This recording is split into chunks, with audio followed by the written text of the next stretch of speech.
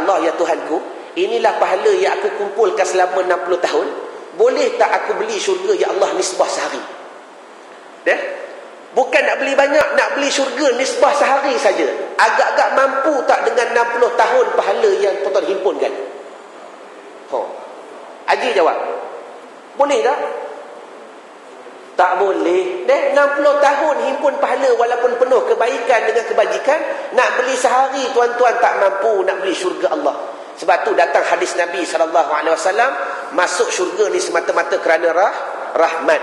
Masuk neraka ni semata-mata, siapa boleh jawab? Ya? Masuk neraka semata-mata kerana apa? Ya? Tak dengar? Kemurkaan? Salah. Tulis. Masuk neraka semata-mata keadilan Allah Ta'ala, kata Nabi. Masuk syurga semata-mata rahmat Tuhan. Masuk neraka semata-mata keadilannya Tuhan. Bila Tuhan timbang, Tuhan nampak orang ni dosanya lebih, pahalanya kurang. Adilnya Tuhan timbang, Tuhan buh dalam neraka. Tetapi walaupun orang tu kebajikannya 1, dosanya 1000, tapi kalau Tuhan nak bagi rahmat, nak ambil dia masuk dalam syurga juga, boleh ke tidak? Boleh. Jadi ingat, masuk seorang dalam syurga semata-mata rahmat Allah, masuk seorang dalam neraka semata-mata keadilan Allah Ta'ala. Jadi bila mana kita memahami kedua-dua perkara ini, yang pertama, pahala itu merupakan benda pasti, simpan dalam putus. Yang kedua, pahala tak boleh membeli syurga. Maka bermula pada hari ini, janganlah tuan-tuan beramal mengharapkan pahala Allah. Allah Ta'ala tahu kerja dia. Bila sampai masa, dia bagi. Habis aku beramal ni nak apa, ya Allah? Inna salati wa nusuki wa mahyaya wa mati lillah, kerana Allah. Dan yang kedua, mengharapkan keredaan Allah Subhanahu wa Ta'ala. Wallahu a'lam. Tak faham tanya, tak tanya faham. Baik. Ikhlas. Ulama kata kita beramal tak wajib ikhlas, tetapi kita wajib berusaha bagaimana untuk mencarinya ikhlas. Berusaha mencari ikhlas satu pekerjaan yang lain, beramal dengan ikhlas satu pekerjaan yang lain. Kerana ikhlas ni bukan benda yang boleh diusahai. Betul tak bahasa Melayu? Ikhlas ni bukan satu benda yang kita boleh usaha, tapi mengaji, memahami, mencari bagaimana ikhlas itu kita boleh cari. Sebab apa? Ilmu ini zahir. Ikhlas ni satu benda yang Tuhan campak kepada kita. Sebagai contoh, khusyuk. Ulama kata tak wajib kita semayang dengan khusyuk. Kalau wajib semayang dengan khusyuk, berapa ramai hari ni semayang berdosa dan sebagainya. Berapa ramai hari ni semayang yang tak sah dan sebagainya. Tapi ulama kata wajib kita mempelajari bagaimana untuk khusyuk dalam sembahyang. Tapi semayang dengan khusyuk, hukumnya tak wajib. Kerana apa? Khusyuk ni satu rahmat yang Tuhan campak pada ubun-ubun manusia dan masuk pada hati, datangnya kepahaman pada sanubari. Semata-mata ilmu yang Tuhan campak pada kita. Begitu juga ikhlas. Ikhlas ni satu benda yang Tuhan campak, yang kadang-kadang kita sendiri tak memahami bagaimana hakikatnya ikhlas. Kalau ustaz boleh ajar macam mana ikhlas, bermakna ustaz tu tak betul. Cuma dia boleh bercerita bagaimana sifat-sifat ikhlas, sifat-sifatnya begini, kriterianya begini. Tapi bagaimana hakikat ikhlas, itu dipahami oleh kita sendiri. Fahaman ibarat, wallahu a'lam. Soalan lain? Sebelum kita meneruskan pengajian. Baik. Pahala tu perkara pasti. Ya, termasuk dalam janji Allah Ta'ala. Mana dalilnya? Yakni bermula ditiupnya roh 40 hari pada perutnya ibu kita. Dah masuknya roh, duduk kita di hadapan Allah Ta'ala dan berlaku dialog antara kita dengan Tuhan. Di antara dialog apa? Yang Tuhan kata, ya abdi, bila mana kamu buat kebajikan, aku akan bagi apa tu pahala? Mengaku, ya Allah. Bila mana mu buat kejahatan, aku akan bagi dosa. Mengaku, ya Allah. Masa dalam perut, kita dah sign kontrak.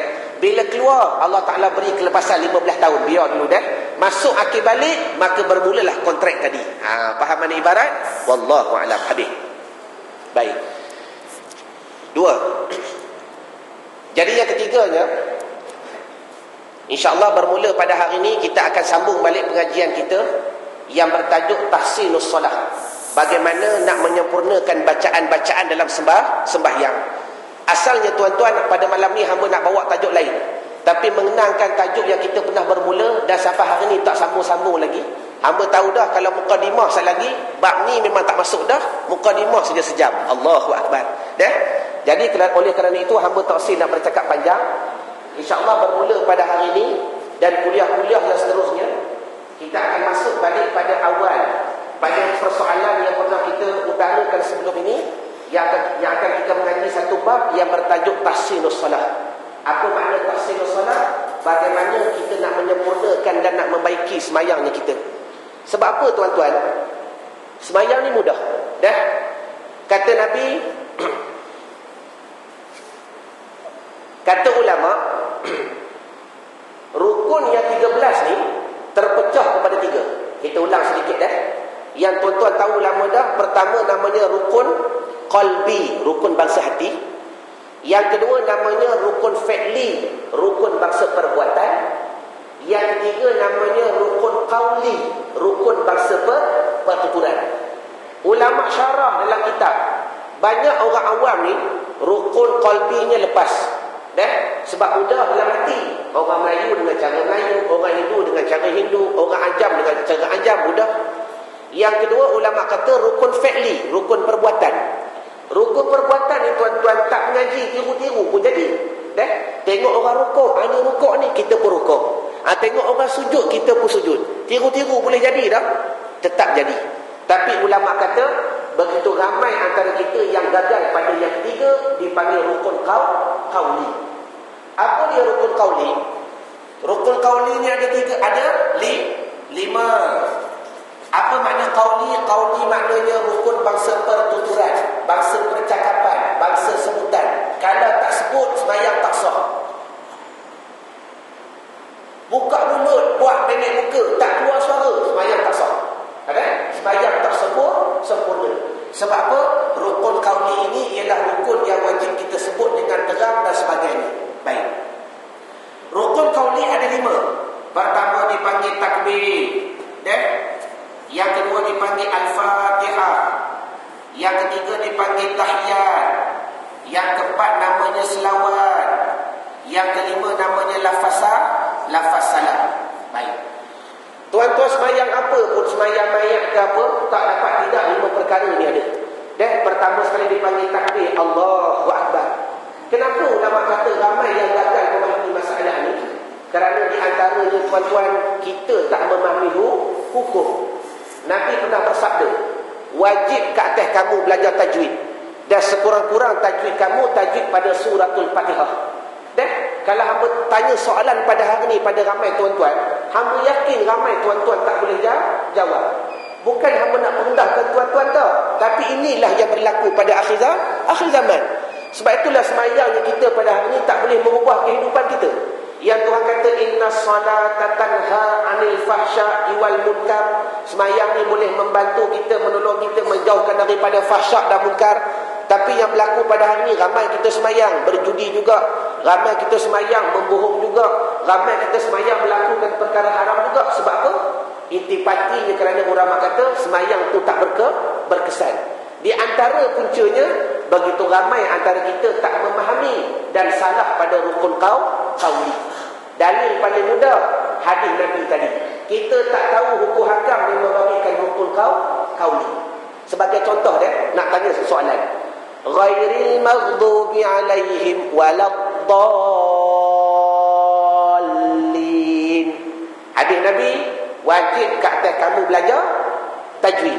Dan sekurang-kurang tajwid pada suratul Fatihah. Boleh jawab suratul Fatihah lepas fardu ain. Tak boleh jawab rukun tajwid pada suratul Fatihah tak lepas fardu ain. Baju hijau waladdallin, apa hukum dia? Sudah. Maaf hamba bukan nak merendahkan tuan-tuan tak, tapi nak menzahirkan kenyataan inilah yang berlaku. Baju putih waladdallin, apa nama hukum dia? Sudah, 2 dah. Baju merah, apa nama hukumnya? Ini tanya hak paling susah ni, bukan hak paling mudah lagi. Kalau yang paling susah tak jawab, yang paling mudah lagi tak boleh jawab. Allahumma salli ala Muhammad. Baju purple waladdallin, apa nama hukumnya? 4 orang dah. baju kuning, waladhdallin, apa nama hukumnya? Sudah, tanya imam. Dah habis. Habis sekali imam. Kalau imam salah jawab, wasak jemaah. Maknanya apa bukan nak rendahkan imam dah, tapi biar imam tunjukkan kebolehan dia. Waladhdallin, apa hukumnya? Okey, mad lazim kalimah mustaqal. Apa makna mad? Apa makna lazim? Biasakan. Salah dah. Ingat kaedah tajwid, kalau sebut lazim biasa enam. Tu. Apa makna kalimah? Apa makna mustaqal? Sudah. Tak apa dah. Boleh jawab tu pun tak apa dah. Memang layak dia jadi imam. Allahumma salli ala Muhammad. Okey. Baik. Jadi artinya, inilah gambaran-gambaran yang hamba nak bawa. InsyaAllah bermula pada hari ini, kita akan mengkaji sebuah perkara. Dipanggil rukun qauli. Daripada takbir, fatihah, tahiyat, selawat, salam. Kaedah bacaan kita mudah, kaedah pengajian kita mudah dah. Yang pertama sekali, bila mana hamba baca, hamba nak tuan-tuan ikut kerana Allah. Satu. Yang kedua, bila mana hamba tanya, hamba nak tuan-tuan jawab kerana Allah. Dua. Yang ketiga, kalau ada tersalah di atas lidahnya hamba minta tuan-tuan perbetulkan kerana Allah Subhanahu wa taala. Faham mana ibarat? Baik. Kita masuk hari ini tajuk yang pertama dipanggil rukun qauli. Yang wajib dibaca dalam sembahyang takbiratul ihram. A'udzu billahi minasyaitonir